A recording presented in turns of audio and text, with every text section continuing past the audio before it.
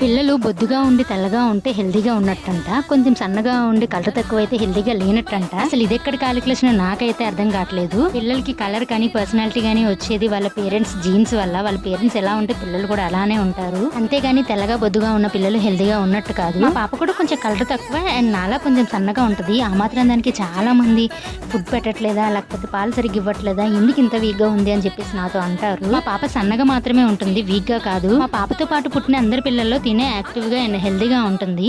అయినా కానీ కొంతమంది మా పాపని వేరే వాళ్ళ పిల్లలతో కంపేర్ చేసి మీ పాప చాలా వీక్ గా ఉంది అంటారు, నన్ను పర్సనల్ గా హర్ట్ చేయడానికి. చాలా వరకు అలాంటి మాటలేం పట్టించుకోకూడదు అనుకుంటా, కానీ మళ్ళీ అనేసరికి చాలా హర్టింగ్ గా అనిపిస్తుంది. ఈ సిచ్యువేషన్ నేనే కాదు, నాలా చాలా మంది ఫేస్ చేసే ఉంటారు. ఇంకా వీడియో విషయానికి వచ్చేస్తే ఈవినింగ్ అలా మా నివిన్ తీసుకుని బయటకు వెళ్ళామన్నమాట మార్కెట్ కి. కొంచెం ఫ్రెష్ ఎయిర్ అది ఉంటుంది కదా అని చెప్పి ఇంట్లోకి వెజిటేబుల్స్ అన్ని కొనుక్కొని వచ్చి ఇప్పుడు అవన్నీ ఫ్రిడ్జ్ లోకి సర్దుకుంటున్నాను. వీడియో అయితే ఇంతే. వీడియో నచ్చితే లైక్ చేయండి, షేర్ చేయండి, కామెంట్ చేయండి అండ్ సబ్స్క్రైబ్.